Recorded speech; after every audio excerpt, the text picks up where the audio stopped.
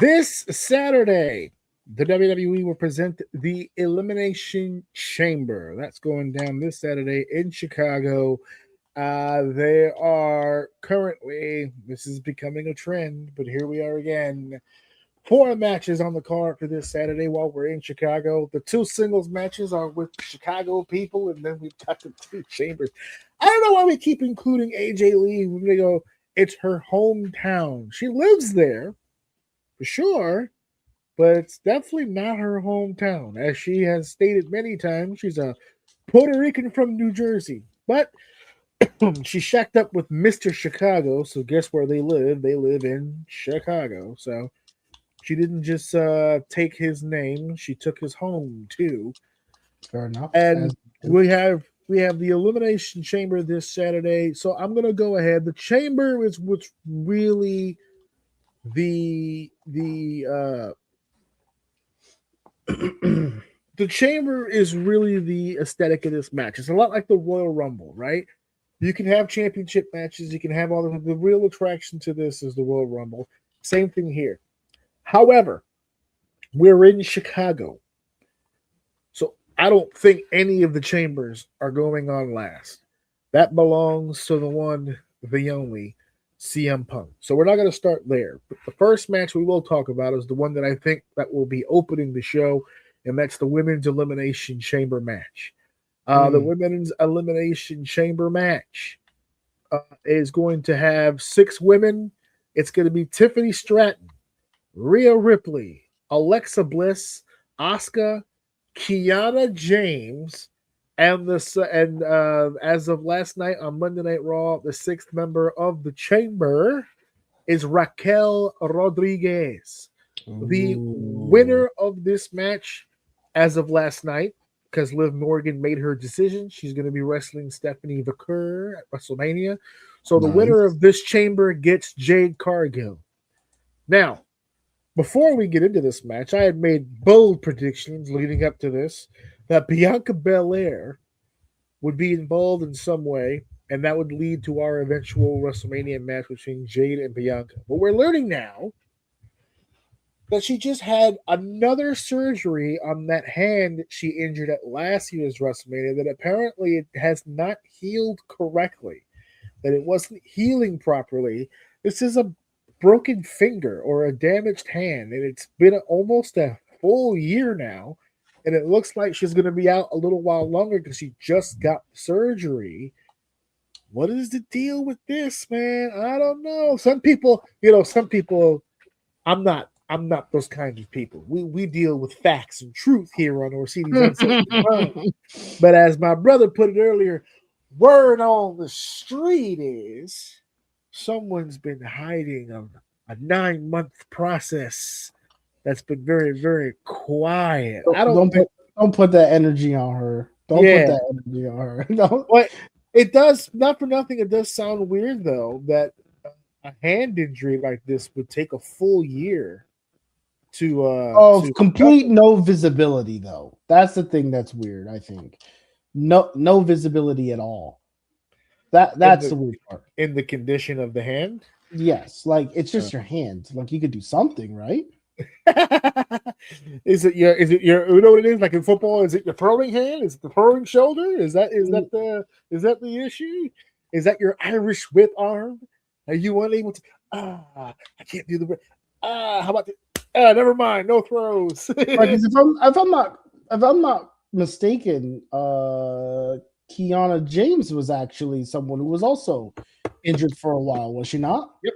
Yes, she was. That's why she was the manager for a while. Yep. And then she healed. They gave her a few matches, and now the world is just adorned and all in love with Miss Kiana James out of nowhere. Everyone's just she's the ultimate athlete, whatever the case may be. But that's to my point. Like you can still be still doing stuff, right? Yeah. I mean, and then if you don't want to risk it, I mean, if the company is saying, "Hey, take your time," there's a reason she's not here. There is. There's definitely a reason. Yeah, she refereed a match, so she's capable of doing something. She was at Evolution when she was the referee for the Naomi J. Cargill matchup. So it's not like she can't do anything, but as far as performing, Look, man, at the end of the day, what are you doing? I'm keeping quiet, but I miss her, dude. We haven't had her music in a while. Like even when she was like last time, like she was really kind of tuned into the whole Jade Cargill triple thing they were doing. So I wasn't really even getting like full her program that she was running on her own. Like we haven't really seen it in a while. So it just fucking Yeah. it sucks, dude. Like I need more. I need her here. My daughter's getting bigger. She needs her idol. You know what I mean? Like I need me some Bianca Belair. I mean, for my daughter, right? Like that's why, right? It's for her. It's not for me. Like, it's not for me at all. I'm gonna buy the shirt for my daughter, and like I'll wear it because my daughter, right? Like it's not for me. Like in support of your daughter's for my inspiration. She likes it. Yeah. We'll get a little one for her, and then a sizable one, like for the family. I mean, I don't want to wear it, but right, of course, support. Yeah. You want to be that kind of dad, and that's what's important in life. 100%. Then you switch. It's like a Family Guy switch scenes, and you see me like she's there. I'm like, the old famous cutaway gag. Yeah. I'm geeking out now. But it's weird. It's weird. That's all right though. But they go get well soon. Hopefully everything will work itself out. And the 6 women in the chamber, though, we've got Tiffany Stratton, who's returning from injury. Returned from injury at the Royal Rumble. Alexa Bliss is in there. No Charlotte. That was a surprise to some people. There was actually some belief that Kairi Sane or Io Sky would find their way in there to be involved with the whole Asuka element to the cage, but they went Raquel. There was a couple places they could have gone the usual predictable ways. Tiffany Stratton, Rhea Ripley, and Alexa Bliss and Asuka being in this match, not really much of a surprise. They've been in these before. Kiana and Raquel being in this match is huge. It's a little bit of a mixed flavor inside the chamber. I like the Raquel pick, man. I can't wait to see her. Because there's no Bianca, that means there's no built-in match for Jade at WrestleMania. So if I could, just give me the opportunity. Give it. This is it. This could be a really big moment here. I want Raquel to pull this off. I think there's a lot going there. I think her and the Judgment Day with Liv already in the driver's seat on one title, Raquel with the other one. I think that leads to really good TV.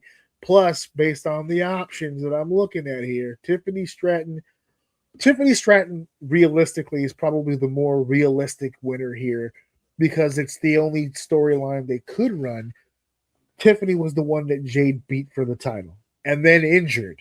So this could be the comeback story. But I want new blood. I want some new blood in there. There's plenty of time for Tiffany to get her shit off. Go off, Queen. I actually would like to see Tiffany perform as a top girl without the title. Yes. Because she was an underling for a while, and then all of a sudden before she got the and then had the title. And I think you were one of the ones that were just like, I need to see. The bar was too high because she was the champion.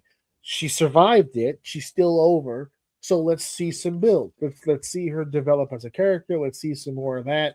So I mean, I'm going to be completely honest with everybody when I say this. I don't think it's going to happen, but if it were up to me, Raquel Rodriguez would be winning this goddamn match. This would be a monster. Like, look at some of the names in here. This is a monster win for her if she does. Which would make a lot of sense for someone her size at her skill level to clear this field and then go to WrestleMania against Jade Cargill. That's a monster match for a women's division match. That's 2 strong, athletic women going toe to toe. Sure, it's gonna be a Donnybrook in Las Vegas, and I'm with you. But let's play devil's advocate here. What does that match look like with the Jade Cargill in WrestleMania with those two. Like, It's a 9-minute match.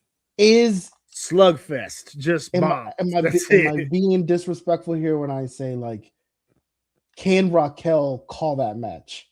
No, but they wouldn't. Again, I don't think Jade's calling that match. No, but here's the thing. In theory, yes, she will. She should, because she's a champion. But like, and technically, Raquel could. Technically speaking, I'm confident that Raquel could call a match. I agree with you. I don't think she and Jade will have that kind of match. That's what I mean. This is going to be one of those matches where the two of them are with an agent and they're in a ring and they're going, here's what we're going to do. And it's going to be 8 or 9 minutes. We're going to milk some entrances. We're going to tell some stories. And but let me argue some more. Is that what we want for women's champions? There's 2 of them. We're going to get a wrestling match in the other one, so it's all right. Because the whole remember, if I'm running the WWE, is that what I want for my women's championship match? If it's with Jade, absolutely. Because that's the only way. We talked about this already. I need Jade to be considered a monster. What's her weak point? She's not really all that great in ring. So don't have her wrestle in ring. She's got the look. She's got the style. She's got the aura. She just needs to go in there and beat the shit out of people. You notice ever since she won the title, she really hasn't been defending it. She just recently defended it. She squashed a woman. That's it. She's a heel. But you're not squashing Raquel. You're not going to squash Raquel. Raquel's going to pop off. But it needs to end with a dominant win for Jade. I'm picking Raquel to go to WrestleMania, but there's something bigger at play here than just new blood, because Jade is technically new blood. They're trying to establish something different in that division with Jade. They've never really had an outright powerhouse. I know people will point to Nia Jax. I know people will point to the up-and-coming Lash Legend, but not to this level. Look at this woman. She's fucking chiseled on a granite. She's perfect for what they want. She's on every poster. She's on every cup. She's on every program. And that's just the aesthetic. That's all they care about.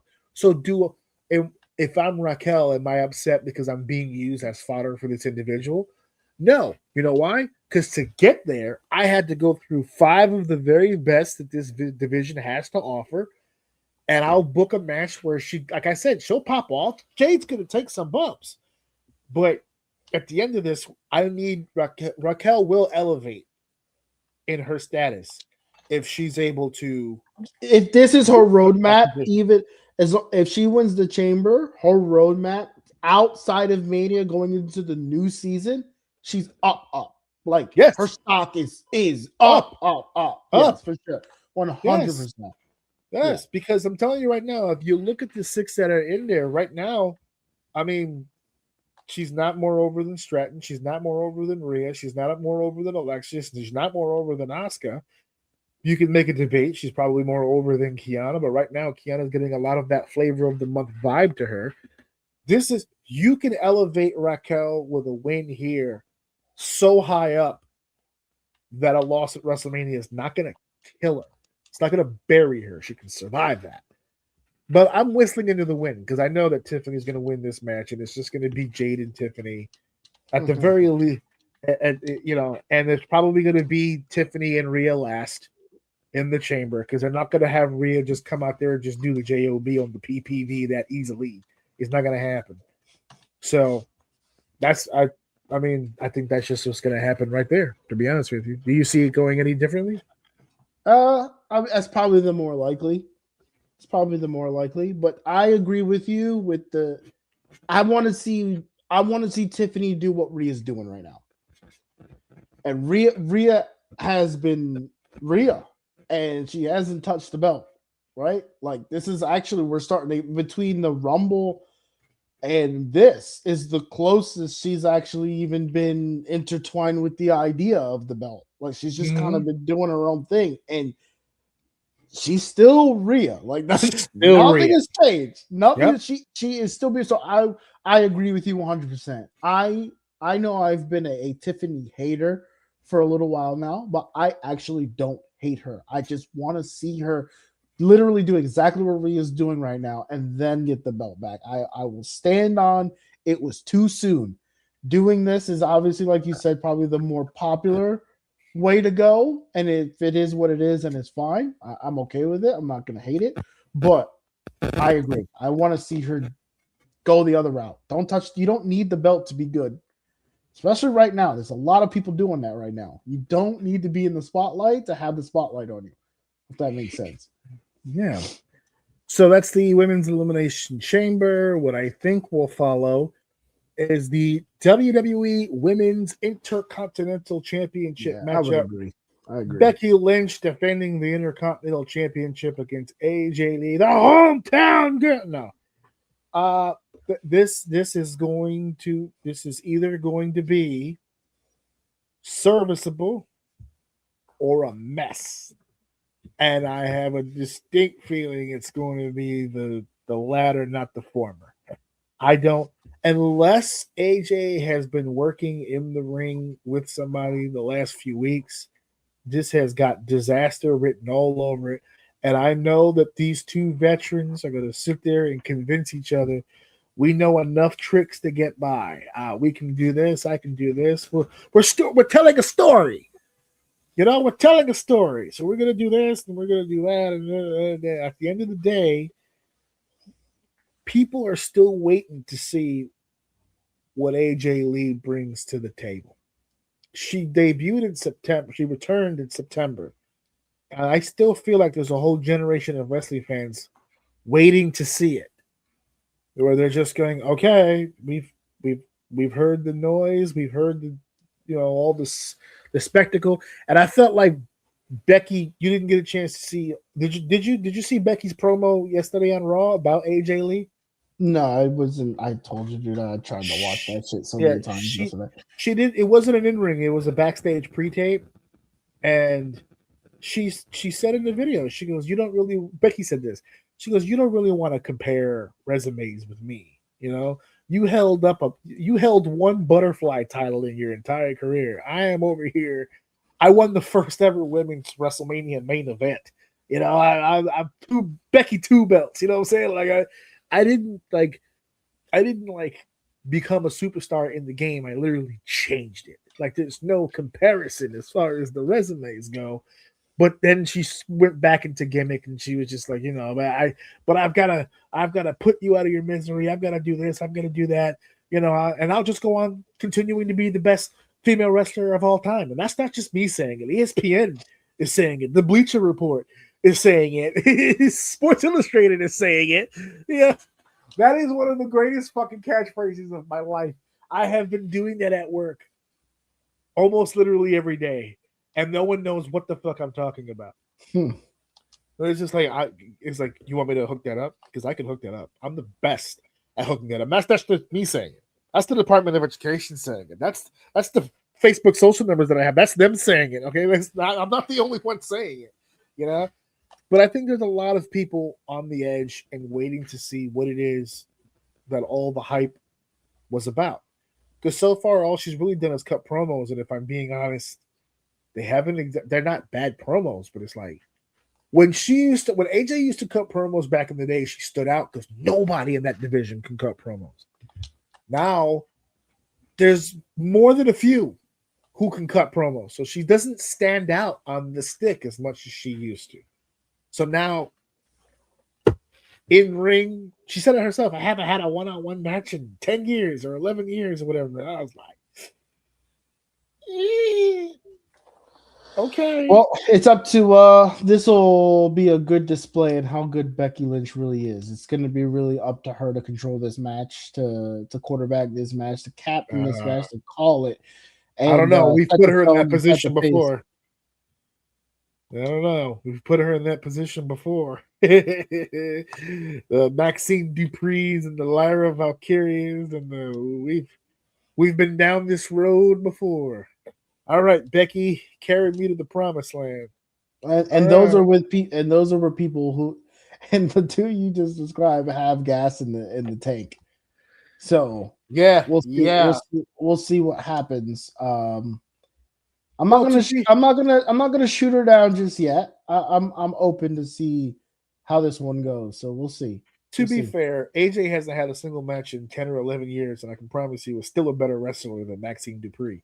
And well, yeah, I would give it at least. And while I don't think she's a better wrestler than Lyra Valkyria, I will say that she's definitely a better personality. So if we can put the two of them together and create something, I mean, I'll give you that, to be fair, but like I don't like the Valkyria, the hate.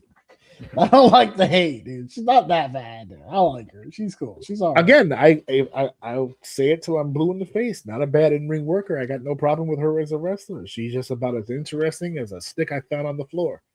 There's nothing. There's nothing there. She's a great worker. I would even go so far as to say great, but there's nothing there. Whereas Maxine Dupree is all bubbly and all this other stuff and couldn't wrestle her way out of a sweater. There's just no.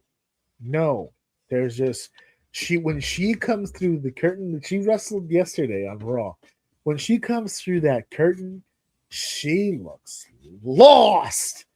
Just doing the entrance, it's just I've never seen. There's so much good talent in that division, and then there's all this. I don't know. It's just that. Anyway, who do you think walks away the winner and takes the title to WrestleMania? I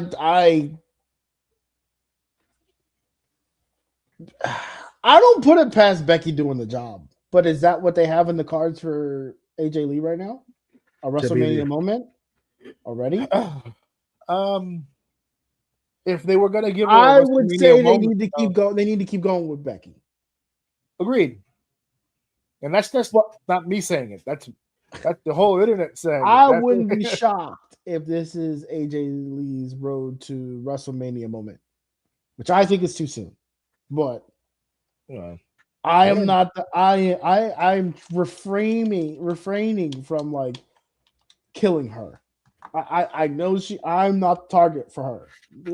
I know people love her, so I'm not trying to come on here and talk shit. But he don't want no smoke, bro. He don't want no smoke. I wouldn't be surprised. It wouldn't be a shock if AJ Lee won, but I really feel like they're gonna continue what they're doing with Becky right now. So I agree. If they're really building towards something for Mania, she can't win it here. And since we'll get to the main event in a second, but the men's elimination chamber match, Randy Orton, LA Knight, Cody Rhodes, Javon Evans, Trick Williams, and that dastardly TBD. Now, if you guys didn't see Raw, before we get to the TBD, just know that the TBD has been decided, and it wasn't who they wanted. You're saying like in real, like actually, they tried someone else was supposed to do it, but somebody else was supposed to win that match last night. And in my opinion, I think this person was also supposed to win the whole goddamn thing. I'm not entirely sure. But last night on Raw, Jey Uso, the original El Grande Americano, and Bronson Reed were in a triple threat match to determine that last competitor. Bronson Reed, from what I understand, was scheduled to win that match. But in the match, he went to break up a pin, and his arm hit the fucking mat, and he tore his fucking bicep. Right? All in one motion. Just boom. And he tore his fucking bicep. So they called an audible mid-ring, and you can see that referee just panicking. Not panicking. He's just moving a lot. Frantic, trying to get information to Chad, trying to get information to Jay, and Bronson rolls out of the ring. He's on the ground. He's out. They run a sequence. Jay wins the match. Jey Uso is in the Elimination Chamber. But you could tell on the faces of everyone involved, they're like, oh my God, what the fuck is happening right now? Even Jay, in a win, was just like, hey. Cool. Cool story, bro. Awesome. All right. And the Vision, I'm now convinced, is cursed. Seth Rollins injures his shoulder, which forces the storyline of turning on him to speed up, and that makes Braun Breaker the man. Braun Breaker is training in deadlifts and hurts his goddamn self and is now out indefinitely.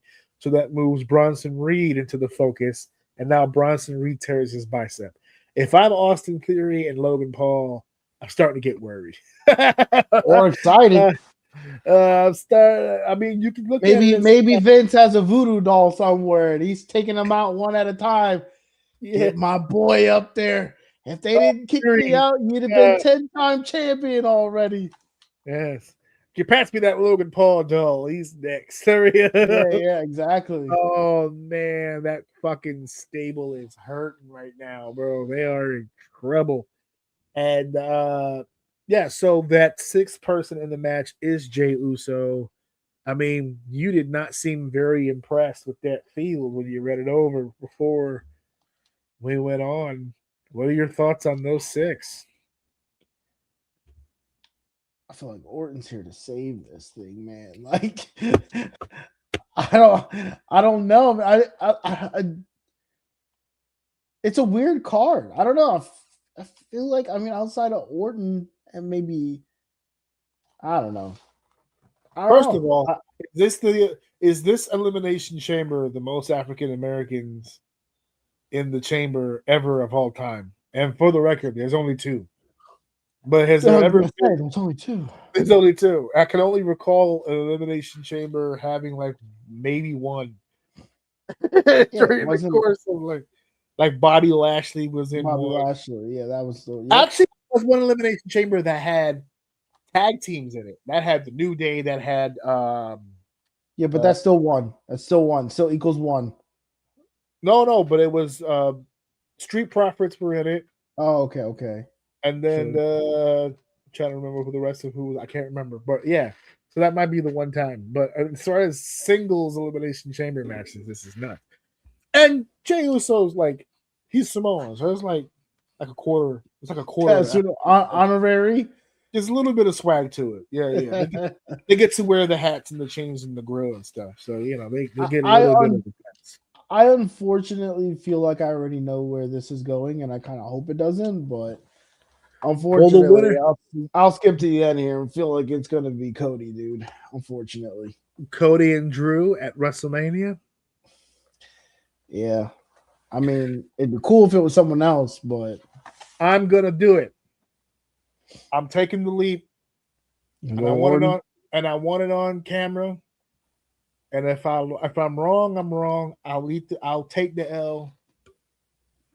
I'm going LA Knight. LA Knight's Get the fuck out of here. Going LA Knight. LA Knight's going to win the Elimination Chamber, and he's going to face Drew at WrestleMania. Now, I don't think he's going to win at WrestleMania. They could have yanked that shit out from underneath you one more time. He's Charlie Brown in the football. Every time he thinks Lucy's on the up and up, he just yoink and he falls and just lays there and goes, good grief. That's it. That's all he's going to do. There's no chance that he wins the title. But I'm seeing a lot of shock value on this card. And although it shouldn't be shocking, Drew being a heel to me limits things. So Jay is in the tag team division right now. No sense in doing that. Trick is a heel. Cody is a babyface. He's the babyface. But we've been down this road before, and I actually think there's more opportunity. I think it would be better for Cody to not be in the title match this WrestleMania after everything that's happened, and to kind of do what you mentioned earlier about what Rhea did, about building off of that run without the run. Right. To try to do something without the title. Randy right now is in... Randy's in cruise control right now. He's just going to do his thing and make the match as hot as he can make it. LA Knight to me seems like a reasonable choice. I know there's a lot of people saying LA Knight and Brock Lesnar, which I don't fucking get that. But no, I think LA Knight would be a nice surprise choice, even though it really shouldn't be a surprise. I think it's the perfect opponent for Drew as well. Because I love Drew McIntyre when he's against baby faces that are fucking phenomenally over. Drew does his best work when he's against a babyface that is over as a babyface, and LA Knight is over as a motherfucking babyface. And an underdog. And an big underdog. Not an underdog. This is actually a situation where people would genuinely predict that he would win, that Drew would win. Him being an underdog and people's pure hatred for Drew McIntyre could be a great look for LA Knight right now. Yes. That's something he really, really needs. Absolutely. I think that works out pretty good. But can we talk about no matter what happens, the true winner here? Yeah. Javon. Oh, that boy is bouncy. Woo. This is a big moment for him. He needs to come in here and he needs to show out, but he needs to do it with some control. I believe he has it. He can wrestle. He doesn't just need to be the dummy bouncing off the ropes. Did you see his match with Kofi Kingston last night? Dude, I told you already. I didn't get a chance to finish Raw. I told you before we started. I tried. That's why I keep asking. No, I'm gonna watch it. But they had they said it on commentary that Kofi Kingston has been taking he's been taking it as an insult that people are kind of comparing Javon to young Kofi. With the way that Kofi was bouncy. Remember, he used to float in the air and leg drops and all this other stuff. The cool Royal Rumble entrance, like that was the build to this match, even though it was in the moment build. Where they were like that Kofi was taking exception to the comparisons because he's like, dude, I'm the most decorated WWE superstar, quite possibly of all time. There's no way he's in my league.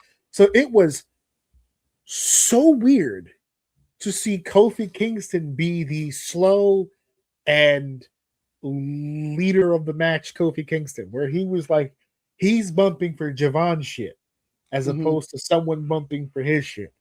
And you could see him walking Javon through this match, where it's just like, this is how you have a main event match. You ready? We do this. We do this. Now I bump for you. Boom. I'm going to cut you off here.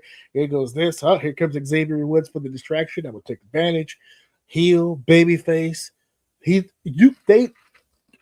I give Kofi Kingston a lot of shit on this show. I do. I have a whole episode dedicated to fucking with him. Episode 77. It's coming up on the channel soon.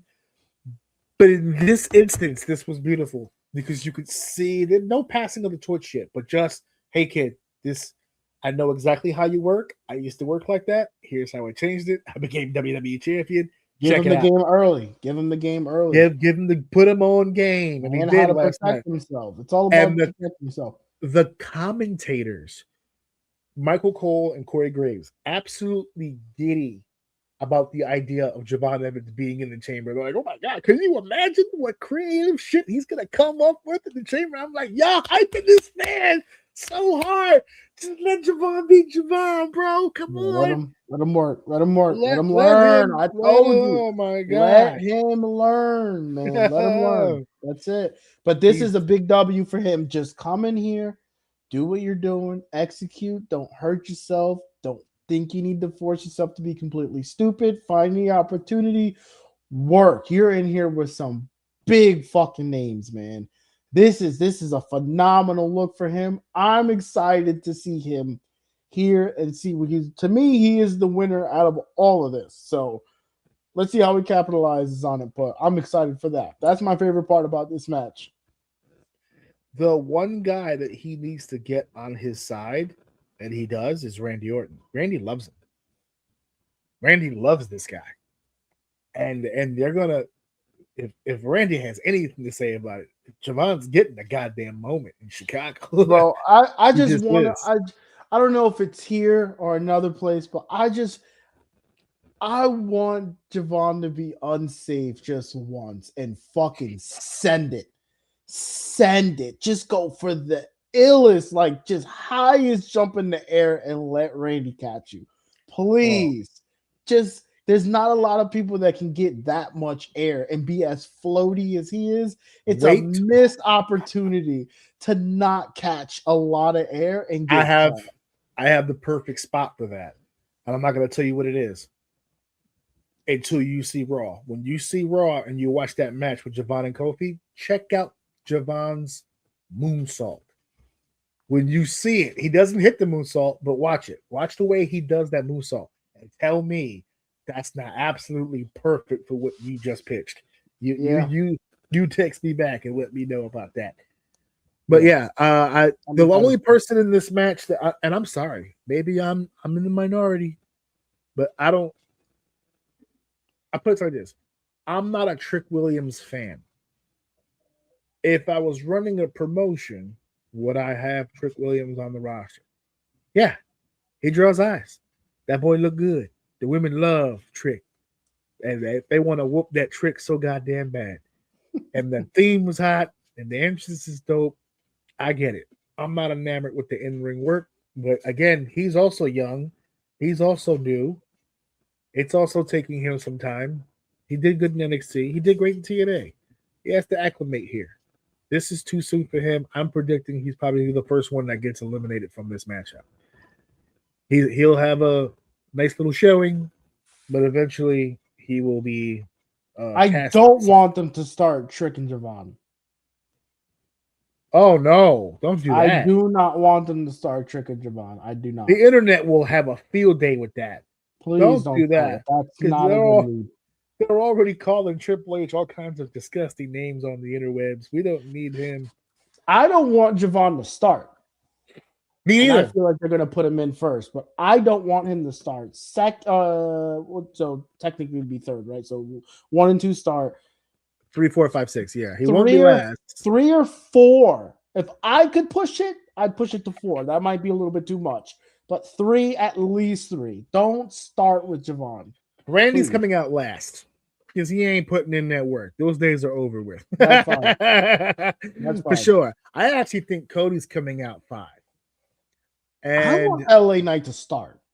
Yes, me too. I want him to win, and I want him to start, and I want him to go the whole and win. Way. I actually wouldn't mind LA Knight and Trick starting, just to showcase Knight.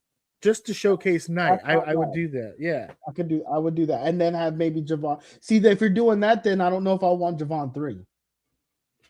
You don't have to have him 3. Find Cody. Yeah, put Cody at 3, and then Javon, and then Javon or Jay. Yeah. Cody or Jay, and then Javon would be fine too. I forgot that fucker was in this. Yeah, I was like, we're missing somebody. There's somebody. We are. Once I started counting just now, I was like, wait. Yeah, I was like, we're missing somebody. No, but again, that's where I'm at with it. So, because I know as soon as the goddamn, I'm telling you right now, I know exactly what number Jay's gonna come out when just before the pod opens.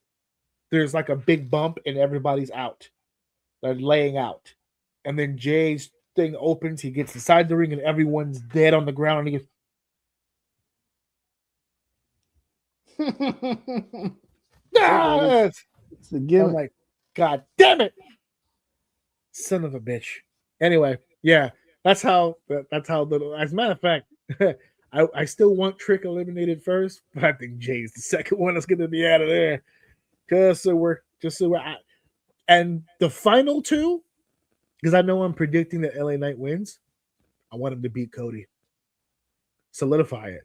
Just make it like, just give at least one goddamn night. Just fucking give him that one chance. Give him that one night where they can just say, it's yours, Mr. Knight. Just one. Just to say. So yeah. So that's the male elimination chamber main event of the evening for the World's Heavyweight Championship. The hometown boy, the Second City Saint, the World's Heavyweight Champion, CM Punk, defends against Finn Balor. And I gotta be honest, this is supposed to be a throwaway program to bridge while Roman is out until they get closer to WrestleMania, but these two guys have got me convinced that this shit can go either way. Either way, it does make sense for Punk to keep it, for Punk and Roman to happen at WrestleMania. I get it. It sucks because they did a triple threat with Roman and Punk last year with Rollins. So it would be really shitty to do a triple threat this year with Punk, Reigns, and like Balor. So whatever Balor does here, it's going to be the end of whatever he's doing with Punk, and they're going to leave it to Punk and Roman moving forward, which sucks because where does that leave Finn going into WrestleMania?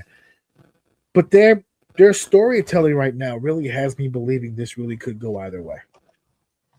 So I just, oh man, there's just my brain of my mind's telling me no, but my body is saying yes. There ain't nothing wrong with a little title change in Chicago. It's possible. It's very possible, but I don't think it's going to happen. I don't think that it's going to happen. No. Punk's going into Mania of the Champion, dude. Punk's going into Mania of the Champion, and I'm going to be honest with you. I don't care what the opposite world title match is. I think Punk and Roman are the last match on night 2. They're the WrestleMania main event. If that, I think we're because Punk's last WrestleMania moment, where they kept bolstering as his WrestleMania moment, he wasn't the last match on night 2, was he? No, it was the last match of night 1. On night 1, this would be night 2. This would be as the champion. This as is the champion, the WrestleMania moment. Yep. So it would be. It would be, and I think see. For him to never get a WrestleMania main event after all those years of fighting to now possibly looking at back-to-back WrestleMania main events is fucking crazy. Good. And I will take every single second of my life to remind AEW that you had this. You had this. Did you see the WWE 2K26 game has the career mode for CM Punk, where you go through all of the different like versions of Punk throughout his career, including his Ring of Honor character, the Second City Saint, with his Ring of Honor music on the game. They bought the rights for the game. And through the Straight Edge Society, through OVW Punk, through Best in the World Punk, through to Today Punk, and there's no AEW Punk on that game, I promise you. Well, I mean, they probably don't own the rights to it, so yeah, they don't. On a technicality, legally they can't do that, but it is what it is. My wife was making the joke when she saw it. She goes, I bet you AEW wishes they had him in their game. He is in their game. He was there at the time that they made it. Just no one bought the fucking game because why the fuck would they? But yeah, so people buy WWE games anymore, to be honest with you. They're selling like hotcakes, brother. And this is probably how long it's been since you've seen one.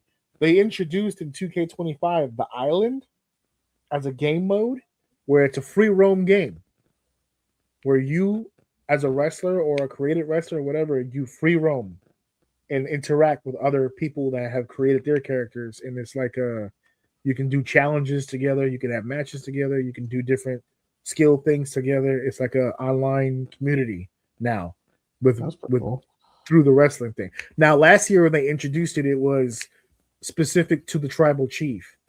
It was the island of relevancy, and the whole goal of it was to eventually accumulate enough stats and tools and stuff to defeat Roman Reigns.